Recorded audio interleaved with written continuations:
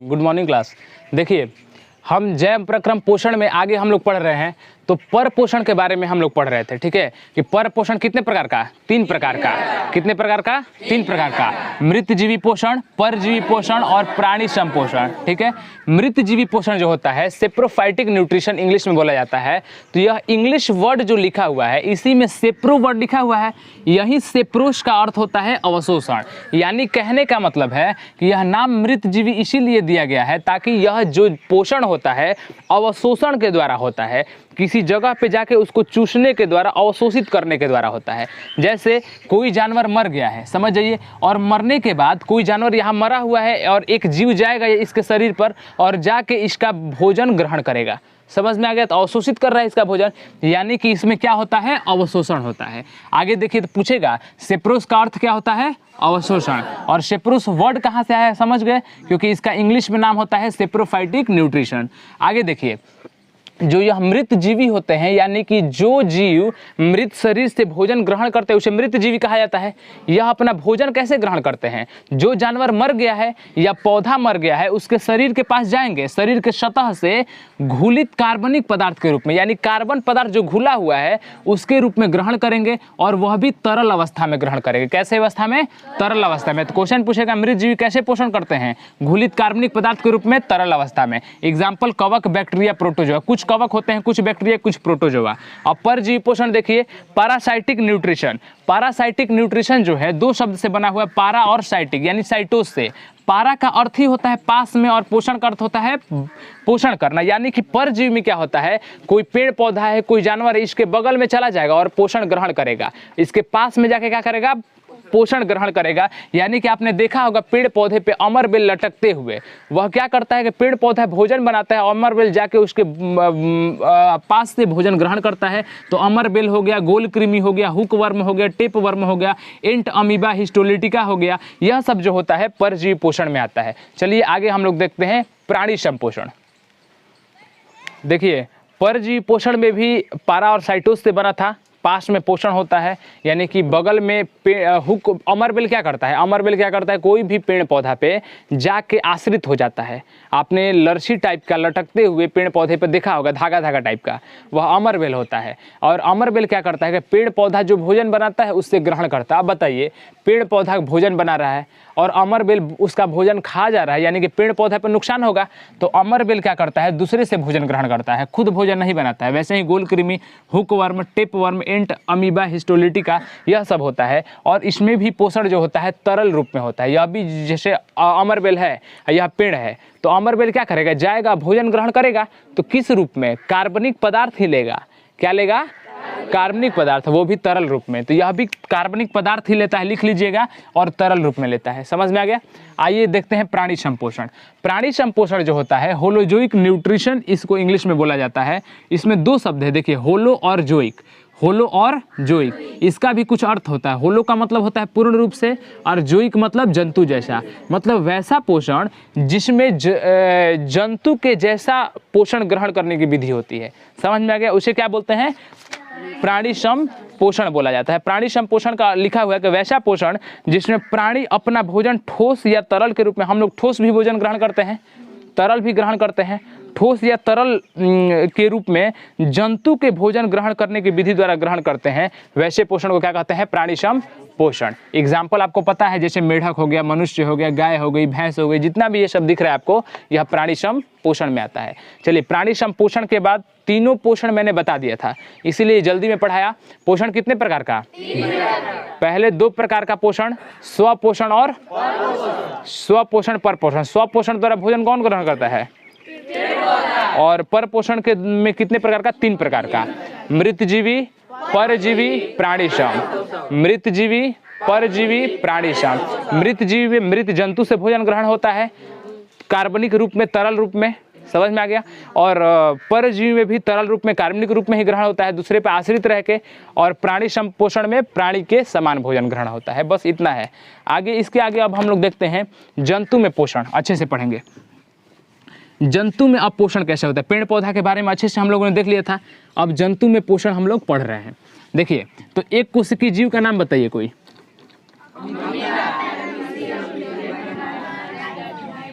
Amoeba paramecium, Chlamydomonas, ये सब है।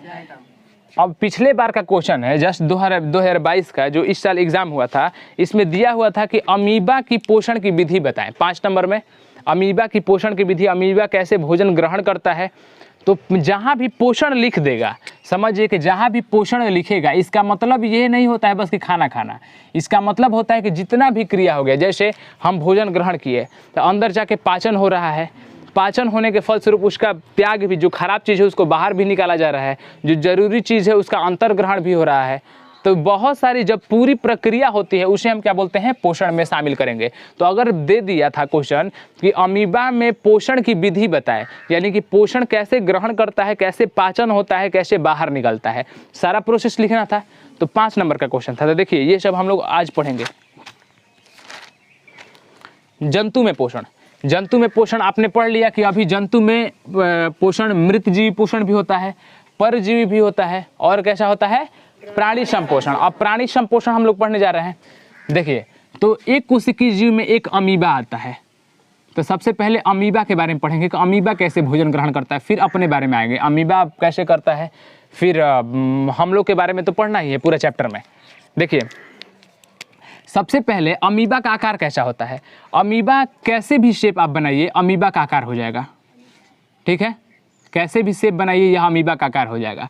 तो यह जो उंगली टाइप की छोटी छोटी कुछ कुछ रचना आपको दिख रही है, इसे हम लोग कुटपाद बोल देते हैं। क्या बोल देते हैं, कुटपाद बोलते हैं। जैसे मान लीजिए कि यह अमीबा है, मेरा हाथ क्या है, अमीबा है। तो अमीबा है, अगर यह आगे चलेगा तो किसकी मदद से चल रहा है, कुटपाद की मदद से चल रहा है, तो इसको क्या बोलेंगे, कुटपाद बोलेंगे। तो यह अपनी कुटपाद की मदद से ही आगे बढ़ता है। तो क्वेश्चन पूछेगा कि अमीबा कैसे चलता है, कुटपाद की मदद से। अब बताइए कि यह कुटपाद की मदद से अपना आकृति बदल सकता है कि नहीं बदल सकता है।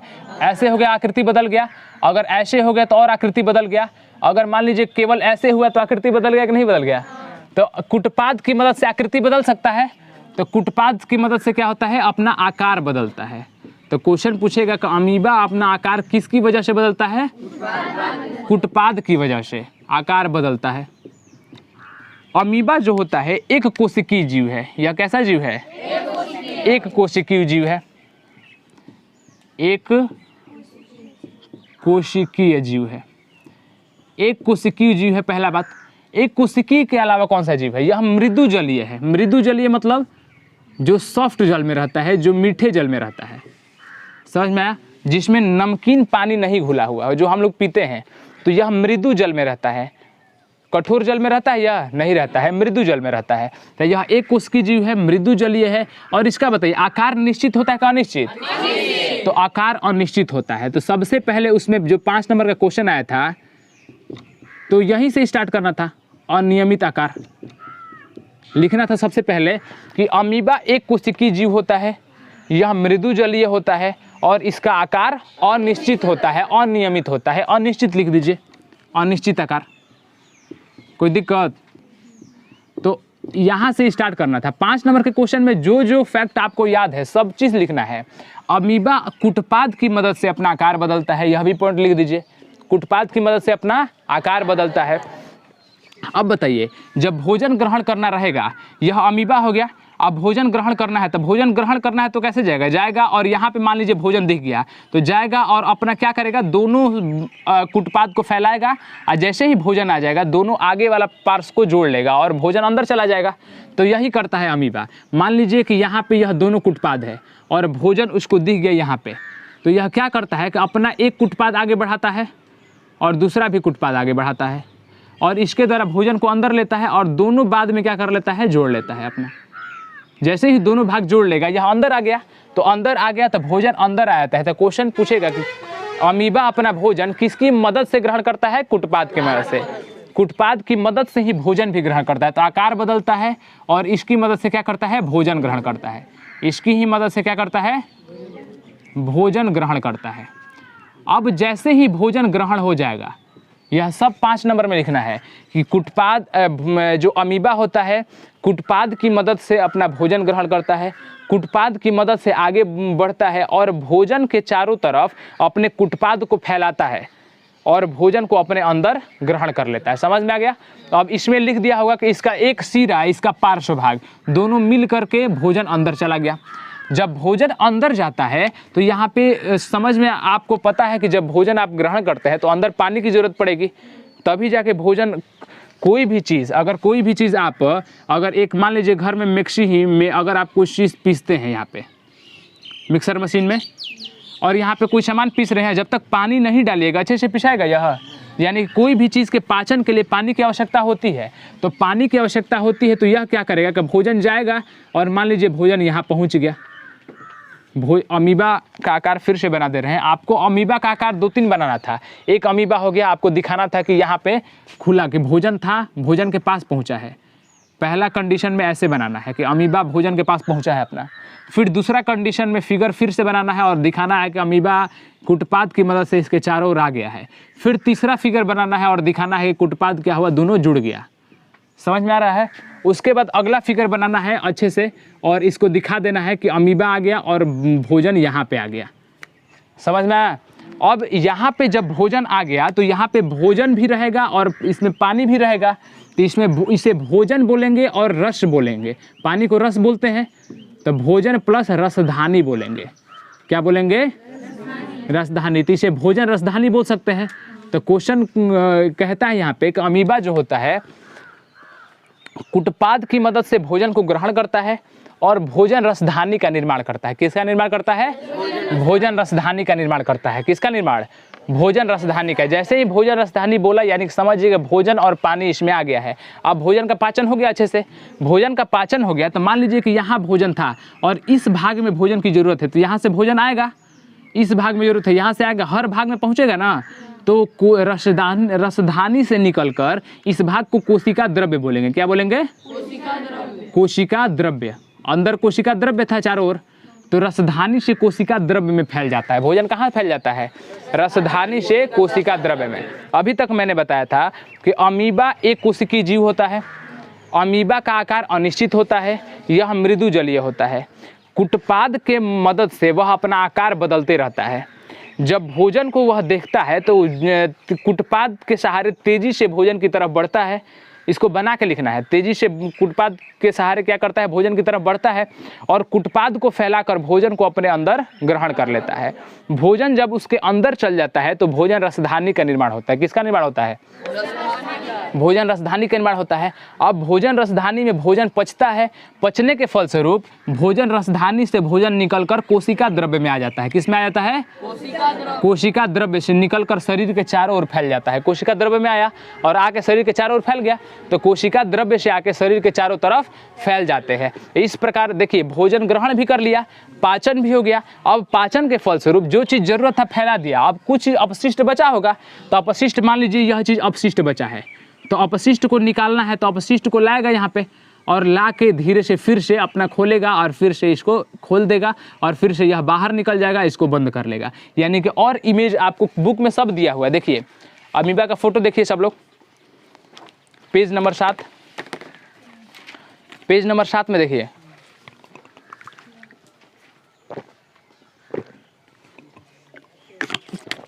पेज नंबर 7 में अमीबा में जब भोजन निकल रहा है लास्ट वाला, तो भोजन जब लिखा है कि अमीबा में अपचे भोजन का बहिष्करण, तो भोजन जब निकल रहा है तो 4 फिगर बनाया है और दिखाया कैसे भोजन निकल रहा है। वैसे ही जब 5 नंबर में क्वेश्चन आया था तो सब बच्चों ने ऐसे ही फिगर बनाया था, ठीक है।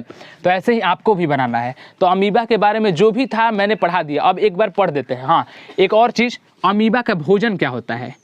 यह भोजन ग्रहण करता है। यह जो भोजन ग्रहण कर रहा था, यह भोजन क्या क्या हो सकता है? तो यह छोटा छोटा जीव जंतु हो सकता है। तो लिखा हुआ है इसमें कि अमीबा का भोजन शैवाल होता है। क्या होता है बोलिएगा? शैवाल। शैवाल के छोटे टुकड़े, शैवाल के छोटे टुकड़े। और क्या होता है? बैक्टीरिया। और क्या होता है?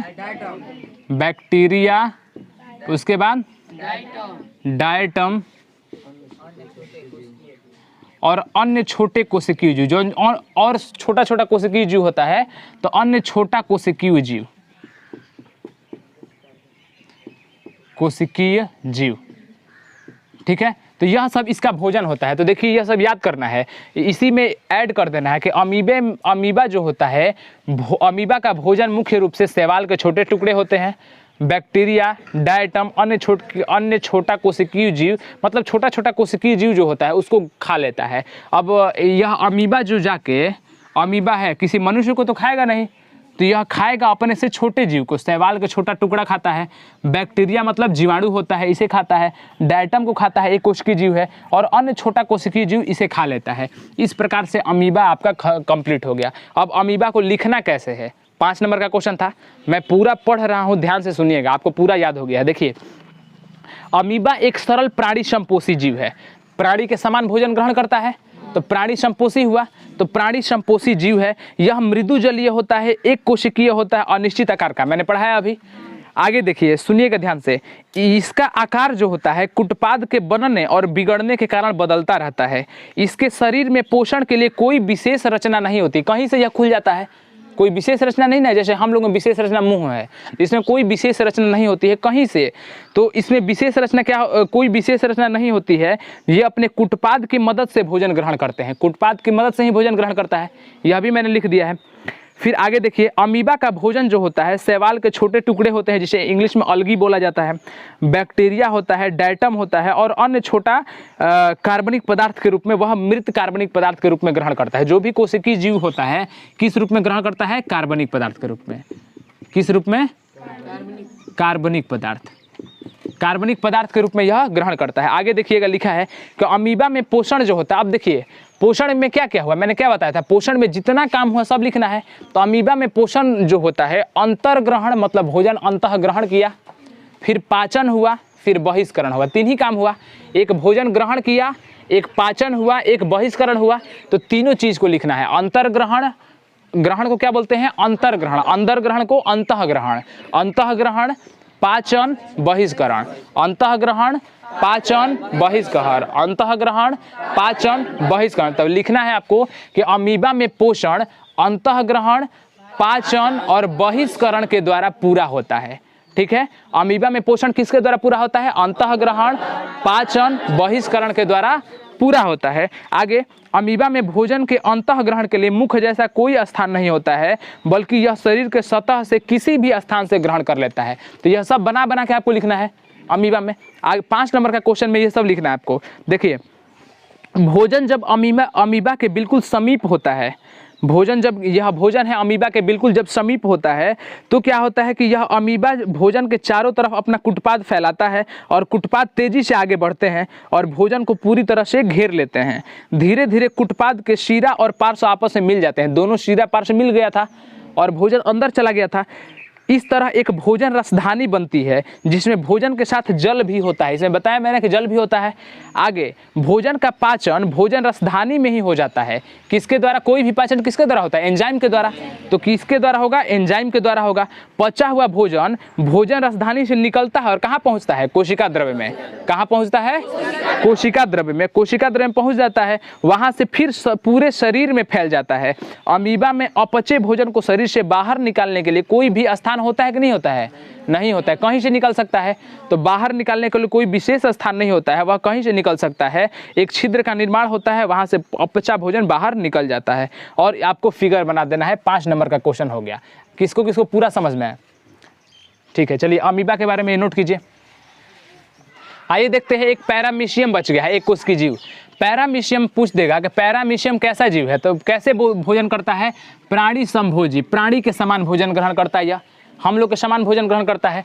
यह एक कोशिकीय जीव है पैरामीशियम, मृदु जलीय है। यह भी क्या है, मृदु जलीय, लेकिन एक प्रोटोजोआ है। पोषण पूछेगा, पैरामीशियम क्या है, प्रोटोजोआ है। बैक्टीरिया है कि वायरस है, क्या कवक है कि प्रोटोजोआ है, प्रोटोजोआ है। इसका आकार निश्चित होता है, शेप एकदम निश्चित होता है। अमीबा अनिश्चित था, यह क्या था, निश्चित है। एक अंग के द्वारा चलता है, देखिए एक अंग के द्वारा इसमें चलता है, इसमें रोआ रोआ टाइप का अंग होता है। जैसे यह पैरामीशियम आपके बुक में दिया होगा, तो रोआ रोआ टाइप का इसका क्या होता है, अंग होता है। और इस अंग को क्या बोलते हैं, सीलिया। इसे क्या बोला जाता है, सीलिया। तो यह प्रचलन अंग मतलब चलने वाला एक अंग होता है, इसे सीलिया बोला जाता है। तो क्वेश्चन पूछेगा कि पैरामीशियम के प्रचलन अंग का नाम बताइए, सीलिया होता है। भोजन ग्रहण करने के लिए एक निश्चित स्थान होता है, मतलब जैसे हम लोग में मुख है निश्चित स्थान, मुख से भोजन ग्रहण करते हैं, वैसे ही यह भी एक निश्चित स्थान से भोजन ग्रहण करता है और उसका नाम है कोशिका मुख या साइटोस्टोम। कोशिका मुख बोलेंगे या साइटोस्टोम, दोनों एक ही का नाम है। कोशिका मुख भी बोलिए, ठीक है, या इंग्लिश में क्या बोलिए, साइटोस्टोम। तो यह साइटोस्टोम से भोजन ग्रहण करता है। तो पैरामीशियम के बारे में अच्छे से हम लोगों ने पढ़ा। कल अब पढ़ेंगे हम लोगों में पोषण, अपने में अब जंतु में पोषण कल से स्टार्ट होगा। चलिए मिलते हैं अगले क्लास में।